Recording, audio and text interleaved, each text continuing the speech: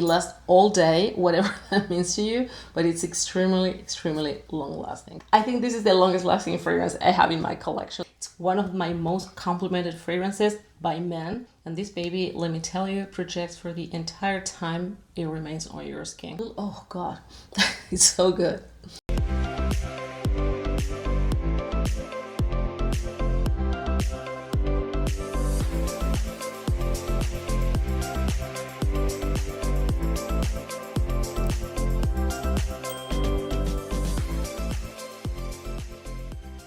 Hi guys, welcome to my channel. I'm 𝙤𝙤 Perfumes. Welcome if you're new and welcome back if you're one of my loyal returning subscribers.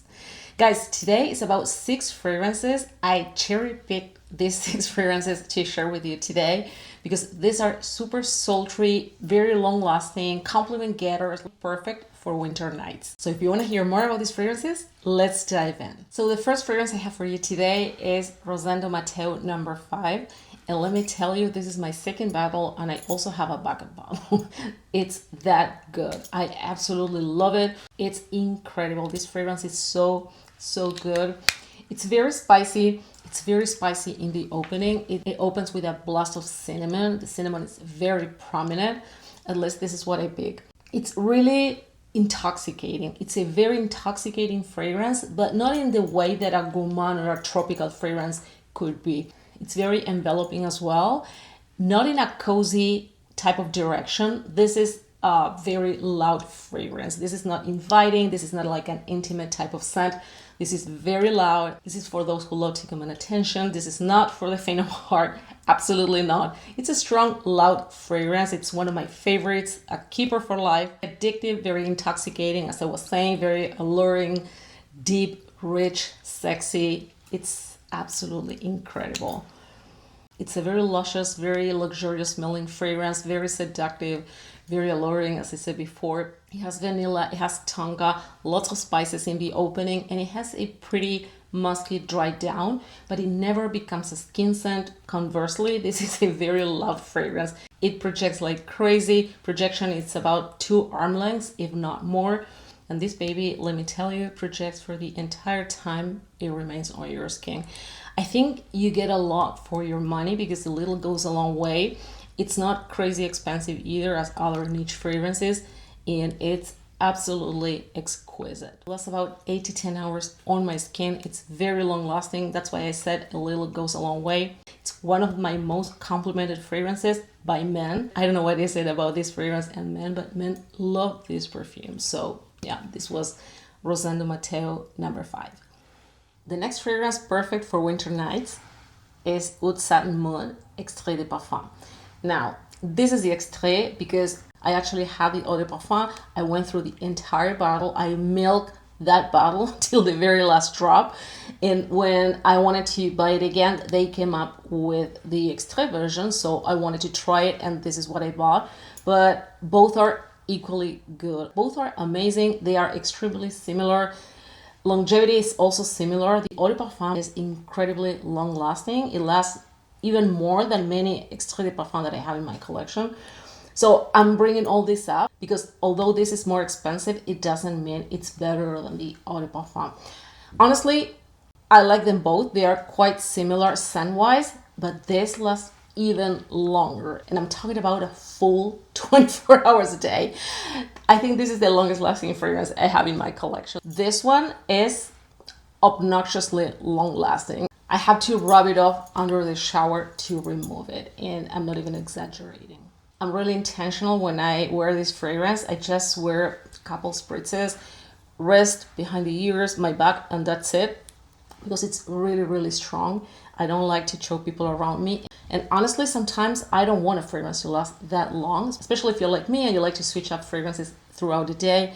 This one is extremely long lasting. So I'm just warning you because this is actually a dream fragrance for many people because it lasts that long.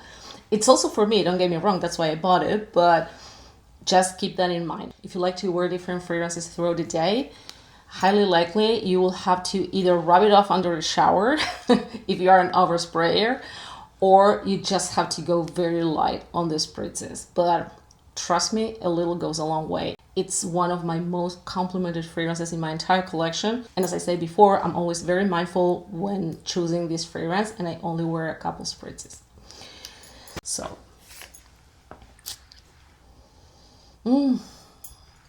this is so intoxicating. It's one of the most beautiful rose oud combos I've ever smelled in my entire life. It's very similar to the Eau de Parfum. They are not dramatically different. I think this is sweeter. It's very balsamic. We have starix here, which is reminiscent of cinnamon. We also have cinnamon, so the spicy aspect, it's enhanced. It has oud, of course, hence the name. It has benzoin. Benzoin is another resin, reminiscent of tonka, vanilla.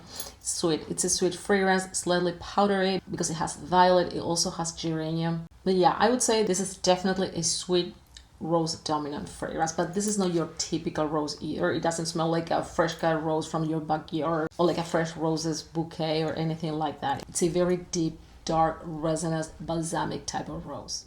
This fragrance is pretty linear, meaning it doesn't change dramatically from the opening until it dries down. However, the dry down to me is absolutely magical. It's a little bit more powdery, more feminine. This is a unisex scent, but in the dry down, I would say it leans more feminine. It lasts all day, whatever that means to you, but it's extremely long lasting. That's why I said it's obnoxiously long lasting. And needless to say, guys, this fragrance fills up an entire room with only 2 spritzes. It has a very high oil concentration, and that's not because it's an extrait de parfum, because usually extrait de parfum, of course, they have a higher oil concentration. However, concentration varies. Not all the eau de parfum or all extrait have the same concentration. And here I can tell it's extremely concentrated, probably close to 40%, if not more.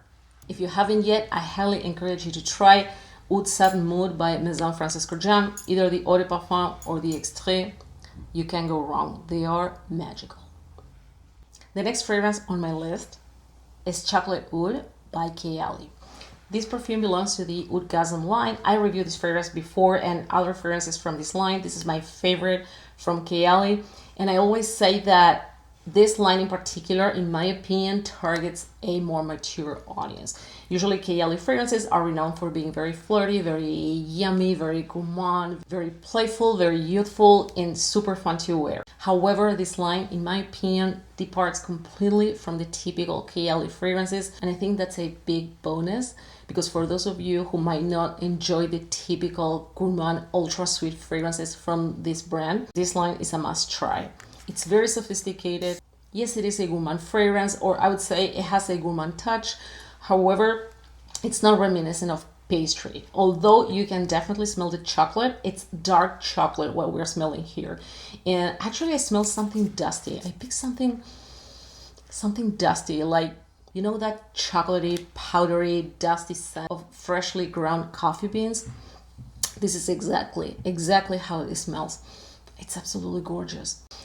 It reminds me a lot, as I said before, and I stick to that, it reminds me a lot of Angel's Share and Invite Only Amber, also from Kayali. If those two had a baby, it would smell like chocolate oud. I love it. There is some booziness here, but I wouldn't say this is a boozy fragrance.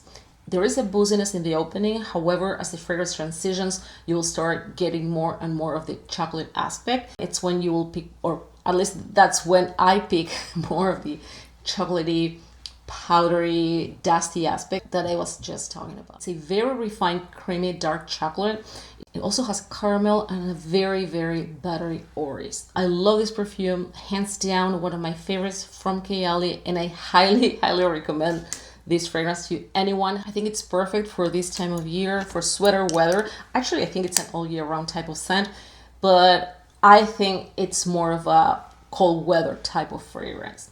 It lasts about 6 hours on my skin with moderate projection in the first hour and a half. And then the fragrance sits closer to the skin, but it's very noticeable. I always carry a decan when I want to wear this fragrance. It won't project like crazy, however, it's noticeable. So when people come close to you, they will definitely be able to smell it. Very beautiful, dark, sensual, mysterious. I think it's the perfect fragrance for sweater weather, especially for winter nights.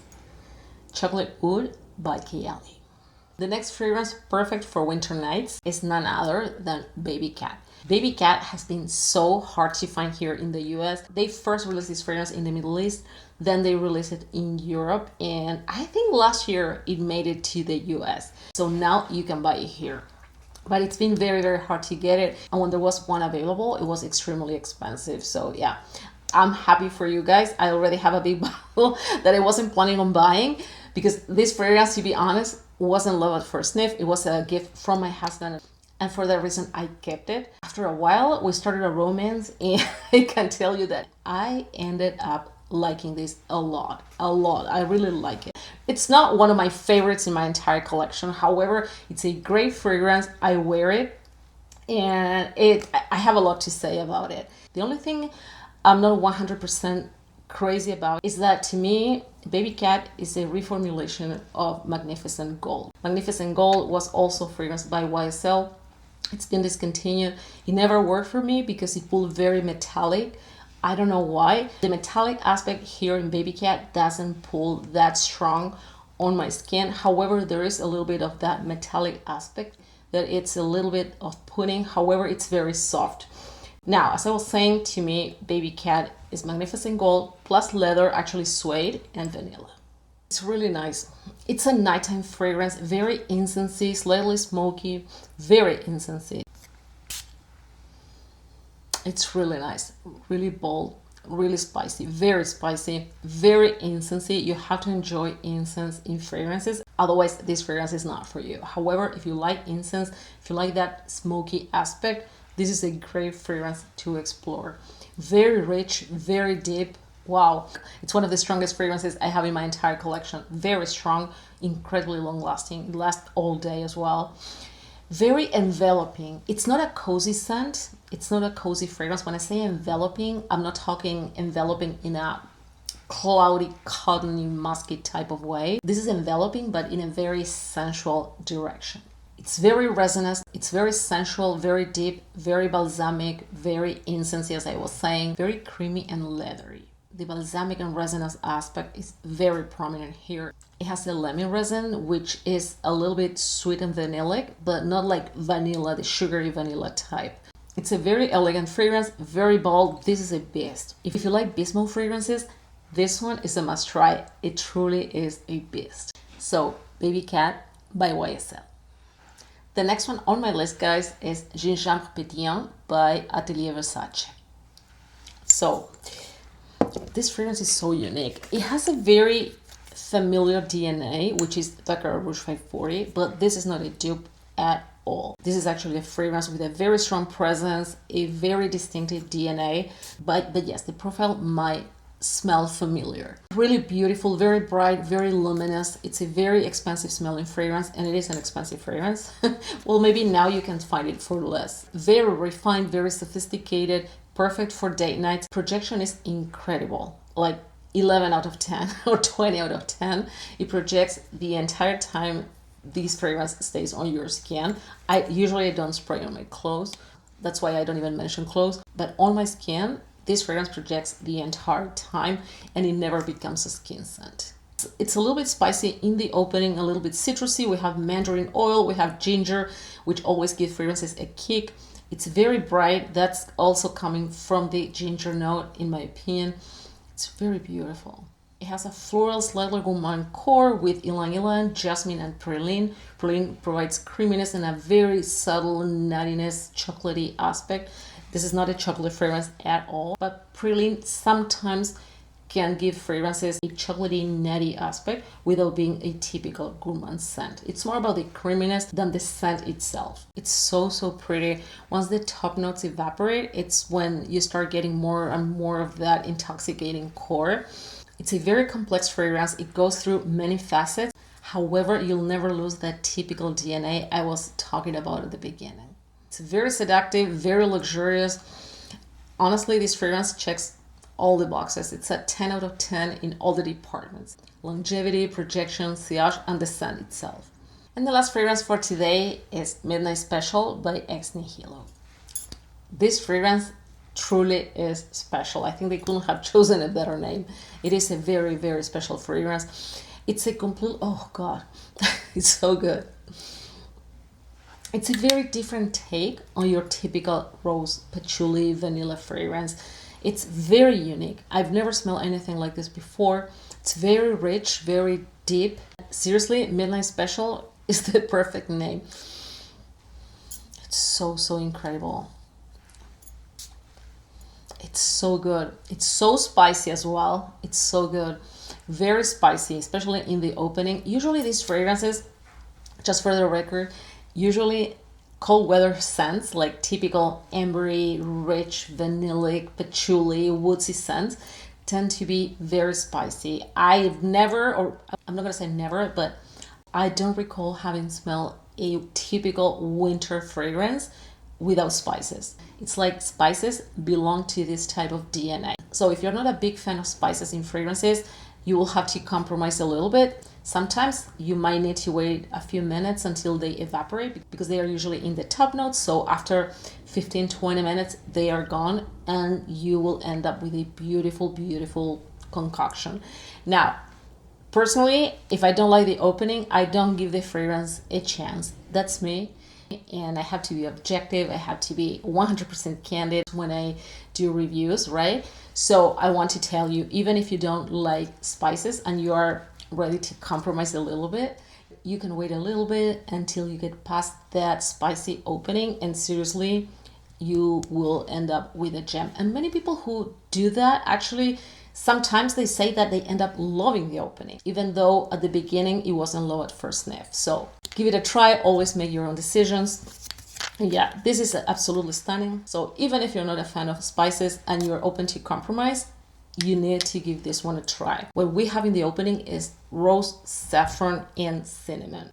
Although the rose is listed in the heart, you can still smell the rose in the first few drops. But yeah, in the opening, we have a very strong cinnamon and saffron notes. The heart is beautiful. It's an overdose of rose. And then the fragrance transitions into a woodsy base with patchouli and vanilla. Patchouli here is very beautiful. You can smell it, but it's not overwhelming, and it's not the type of patchouli that smells like rotten soil, right? Or damp soil. It's not that type of patchouli. It actually gives the fragrance roundness. It provides an earthy component that matches the vanilla in the base to perfection.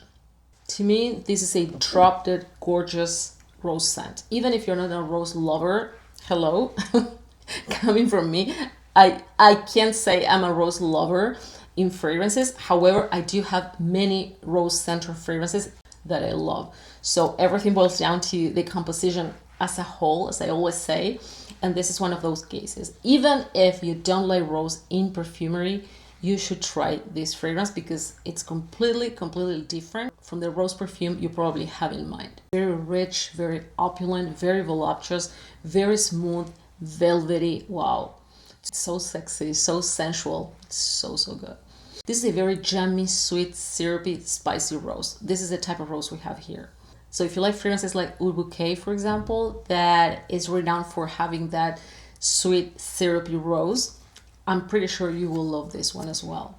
This is less syrupy, less sweet, although it's a sweet fragrance. It is sweet, but it's not a gourmand. Keep that in mind. It's a little bit less sweet than Oud Bouquet. However, I would put both in the same category, and I would wear both fragrances for the same occasions, events, you name it. It's very smooth and very velvety. It's a very powerful fragrance. This is a powerhouse. It is, I kid you not. However, it's very smooth and very velvety. It's not screechy. It doesn't feel like a punch in your face. It's not obnoxious. It's a very rich fragrance, both in the composition as well as the vibes. This fragrance gives super rich vibes. 100% a nighttime type of scent.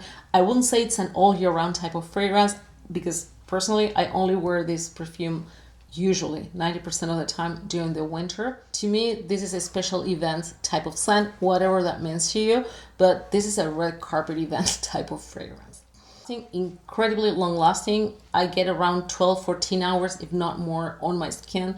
And this is one of those that I have to rub it off in the shower if I want to get rid of it because it really clings to my skin. If you haven't yet, Midnight Special by Ex Nihilo, it's a must try. So this wraps up today's video. Thank you guys so much for joining me today. If you're new here, welcome to my channel. I hope you enjoy my content, and if that's the case, I would highly appreciate if you subscribe to my channel. Please guys, stay safe, and I'll see you in the next one. Bye bye.